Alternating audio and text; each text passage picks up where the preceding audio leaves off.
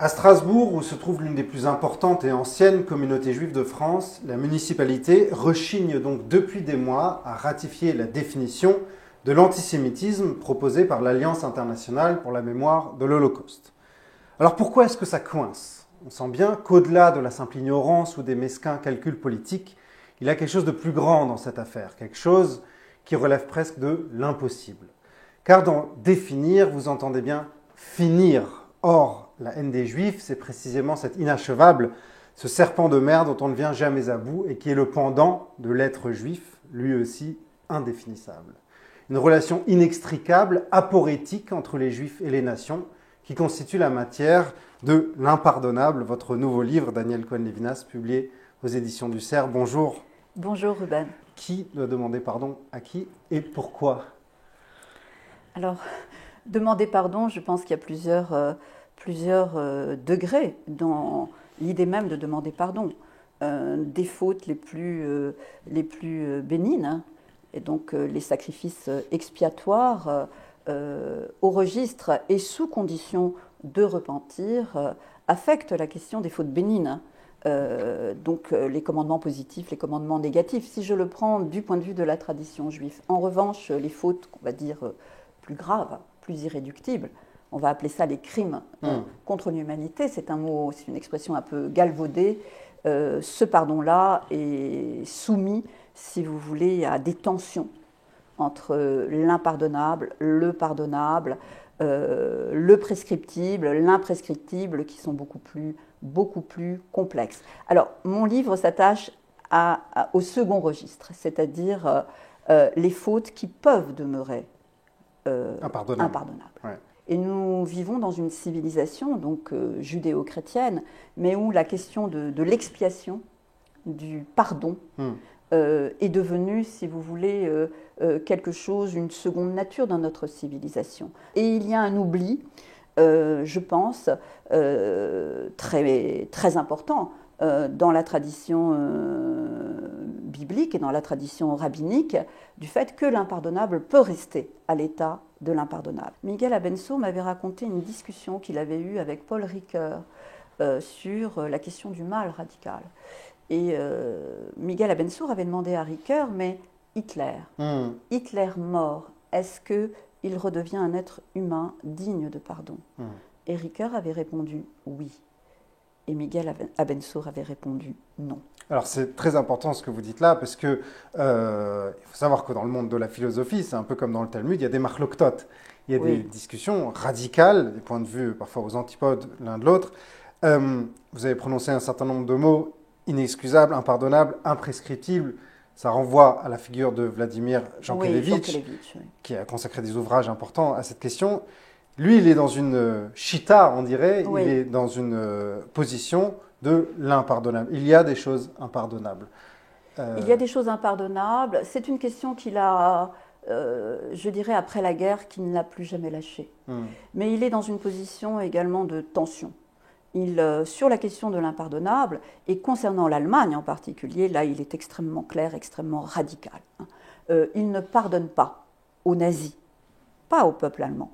Il ne pardonne pas aux nazis et il ne leur pardonne pas leur silence, le fait que les Allemands, les nazis, n'ont pas demandé pardon. Mais il adjoint à sa réflexion un autre point extrêmement important, c'est que quelle justice? La justice doit être proportionnelle au droit.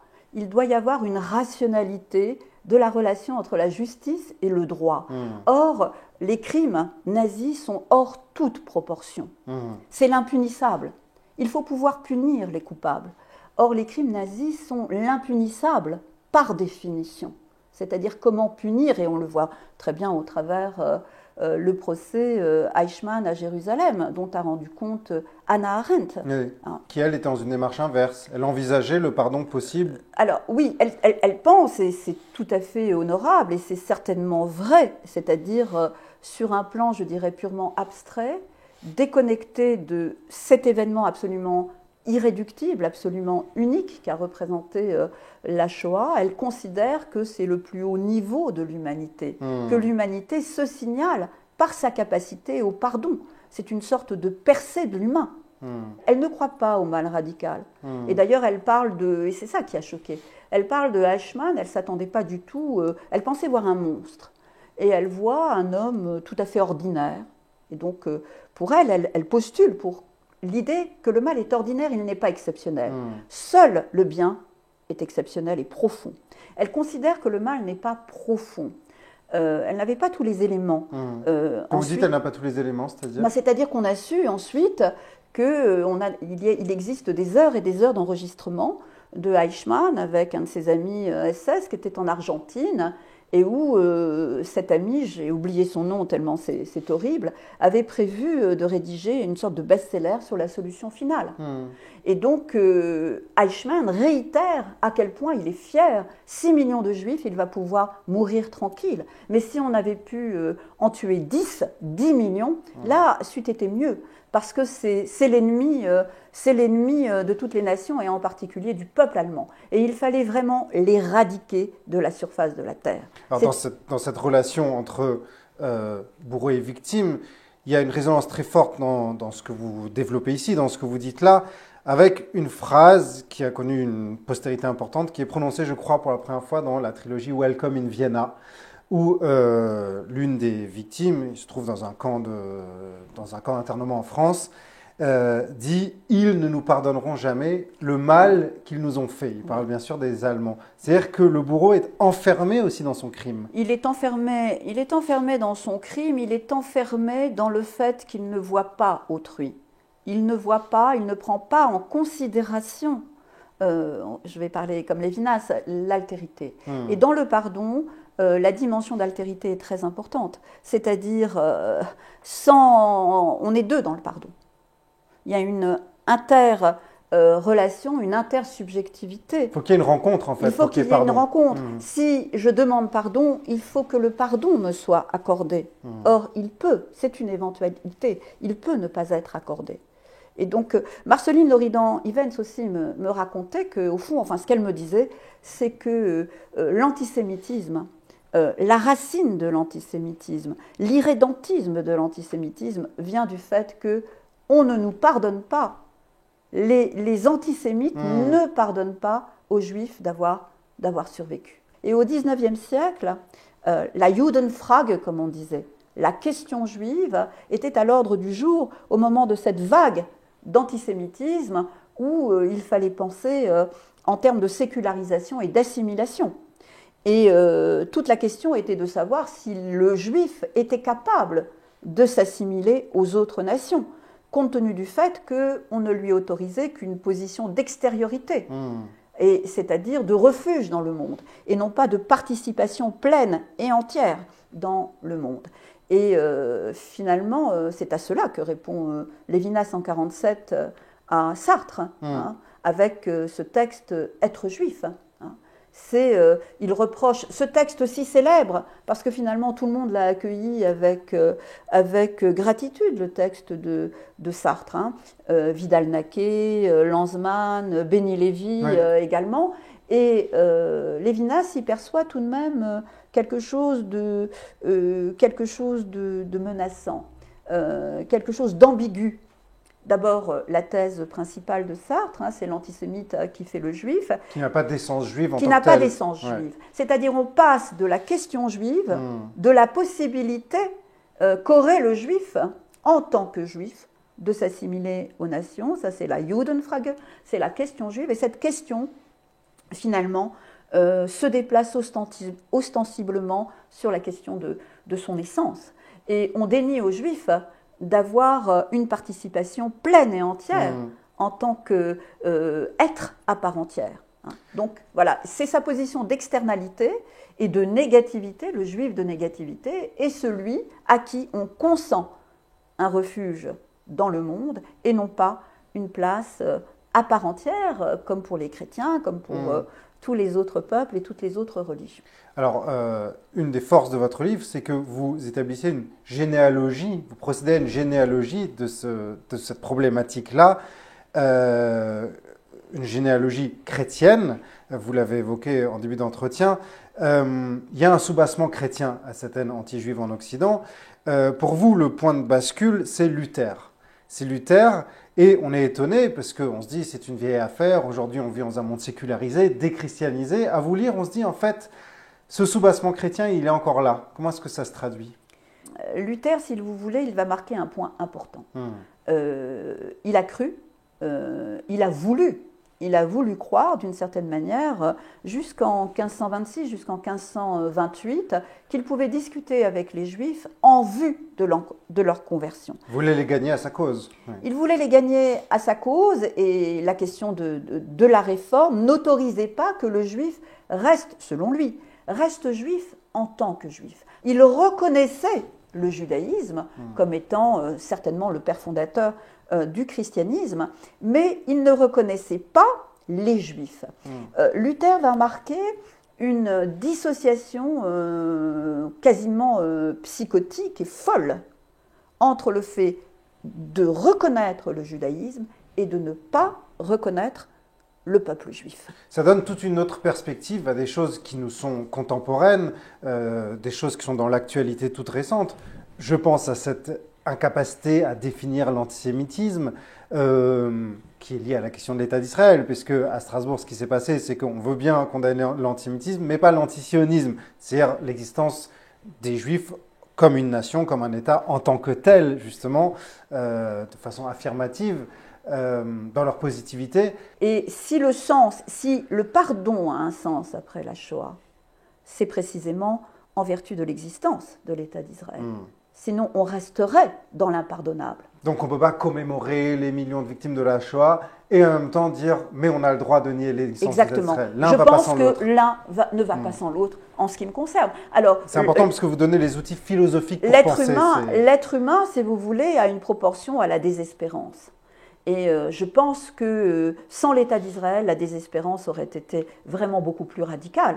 La relève dans la positivité, la possibilité de cette relève et par conséquent d'un pardon à échelle des nations, c'est Israël. Alors ça, c'est l'aspect le plus inquiétant, je trouve, de votre livre, c'est les parties consacrées à l'Europe. On voit bien que l'Europe se détricote sous nos yeux, il y a un horizon funeste, même en France, je veux dire, dans un an, on a peut-être Marine Le Pen au pouvoir. Vous avez l'impression qu'on est à un moment de l'histoire où une page d'histoire se tourne et où le moment de l'amnésie collective va peut-être s'installer, ce moment que vous appelez « et vint un pharaon qui n'avait pas connu Joseph ». C'est une possibilité qui est inscrite au cœur de la psyché juive, de l'histoire du peuple juif. Et vint un pharaon qui n'avait pas connu Joseph, c'est le retournement de l'histoire. C'est-à-dire, en effet, Joseph arrive en Égypte, prospère en Égypte, fait venir ses frères, son père, etc., se marie, a des enfants en Égypte, a une position politique tout à fait remarquable, et à la mort du pharaon, c'est un retour. Il y a une amnésie. Il y a une amnésie, il y a un oubli. Je voulais terminer avec une autre figure biblique que vous convoquez dans votre livre, puisque c'est une des forces de votre livre, c'est que vous faites dialoguer des philosophes contemporains avec des textes vieux de 3000 ans. Amalek, c'est l'archétype de l'antisémite dans la Torah, et vous montrez bien qu'il est la traduction de cette dimension aporétique de l'antisémitisme, puisque dans la Torah, on nous demande de combattre Amalek, de l'effacer et de s'en souvenir en même temps. Oui, comment est-ce que ça se traduit aujourd'hui, ça ? Comment ça se traduit ? Cette tension entre mémoire et l'oubli. Si on reprend la ligne narrative et interprétative biblique, il y a d'abord une question importante. Pourquoi a-t-il attaqué les Hébreux au moment de la sortie d'Égypte, alors que tous les autres peuples n'ont pas osé? Ils étaient dans la crainte de Dieu. Ils savaient les miracles que Dieu avait opérés. Et nous dit le texte dans Shemot que Amalek ne craignait pas Dieu. Donc il ne craignait pas Dieu, mais il ne craint pas Dieu, mais peut-être le reconnaît-il. Alors il y a des raisons que nous donne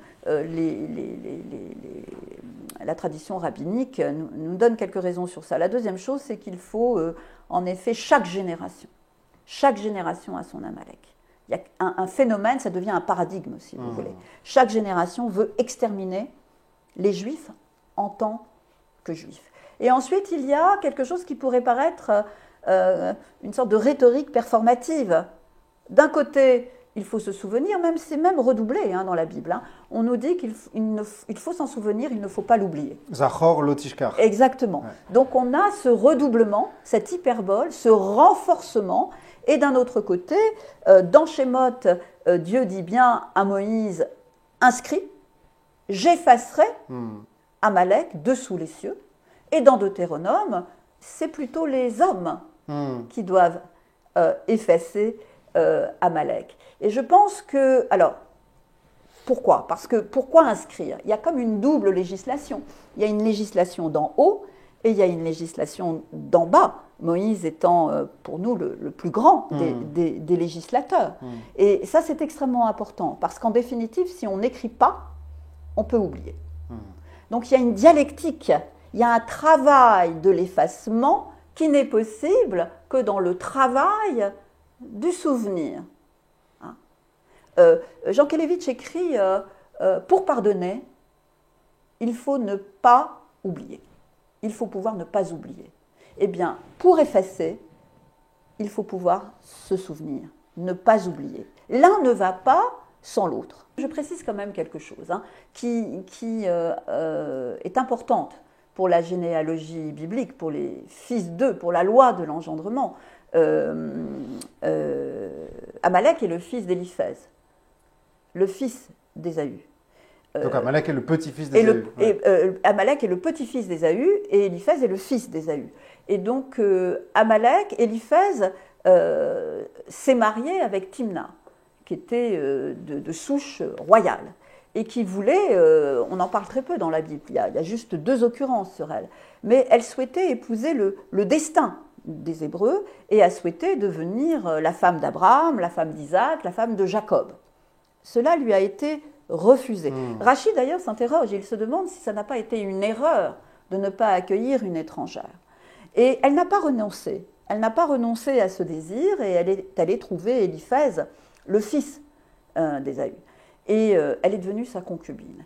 Et il semblerait, c'est très intéressant, comment les commentaires sont déjà une sorte de pré-psychanalyse, attribuent aussi, pas tous, mais attribuent la méchanceté, sans discussion possible, d'Amalek au fait qu'il n'a pas été reconnu, que sa mère n'a pas été reconnue, qu'elle en a conçu une sorte de blessure, d'humiliation, qu'elle a transmis à son fils, et humiliation qui s'est naturellement ajoutée à celle d'Ésaü. Rappelez-vous que Ésaü a envoyé Éliphaz. Quand Jacob a fui la haine, il avait peur d'être tué par Ésaü, il s'est réfugié chez Laban, et Ésaü a envoyé Éliphaz pour tuer Jacob.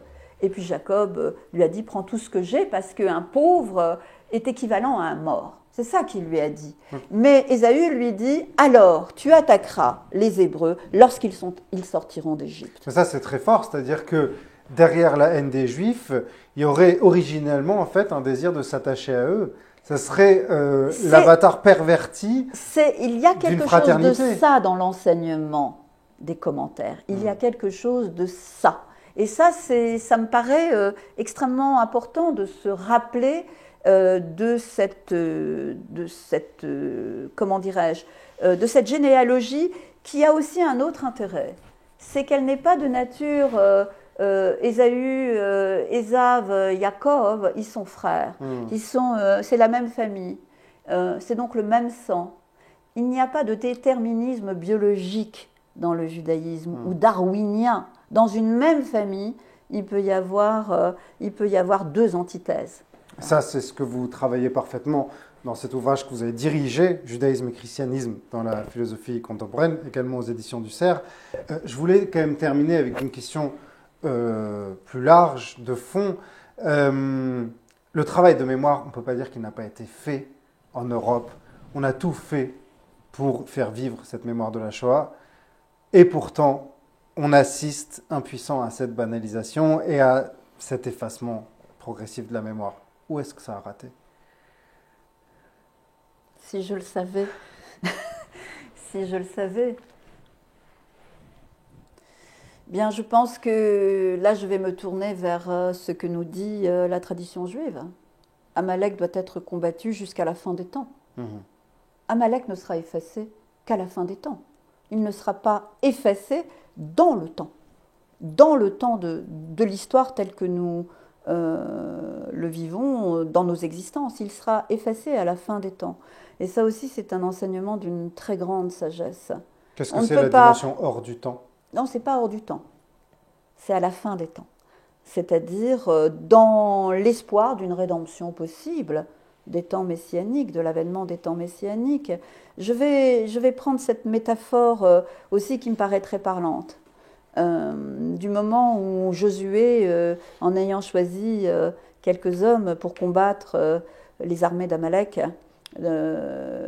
pendant ce temps, Amalek c'est l'homme de la vallée, c'est l'homme de la bassesse. La métaphorisation est à l'œuvre dans les écrits bibliques. Et pendant ce temps, il fallait une instance spirituelle, et c'était Moïse. Quand Moïse levait les bras, les Hébreux gagnaient. Quand il les baissait, les Hébreux perdaient. Et je pense que c'est un peu un enseignement que nous devons méditer aujourd'hui. Ne pas oublier Amalek, se souvenir d'Amalek, c'est se souvenir aussi que ce travail d'effacement et du souvenir se fait conjointement entre les hommes et le transcendant. Je pense qu'il y a ce travail de mémoire se fait conjointement. La question se pose dans la Bible de savoir si Amalek combat les Juifs ou combat le Dieu des Juifs. Donc le destin des Juifs est lié au destin du Dieu des Juifs. Voilà, ce sont des questions au cœur de l'impardonnable que vous publiez aux éditions du CERF, Daniel Cohen-Lévinas. Je signale aussi aux internautes le judaïsme et le christianisme dans la philosophie contemporaine que vous avez co-dirigé avec Philippe Capelle-Dumont. Et ça n'a rien à voir, c'est un autre thème, mais ce sont des entretiens que vous avez menés avec votre mari, Michael Lévinas, sur 32 sonates de Beethoven, également publiées aux éditions du CERF. Merci beaucoup, Daniel Cohen-Lévinas. Merci Ruben, merci beaucoup.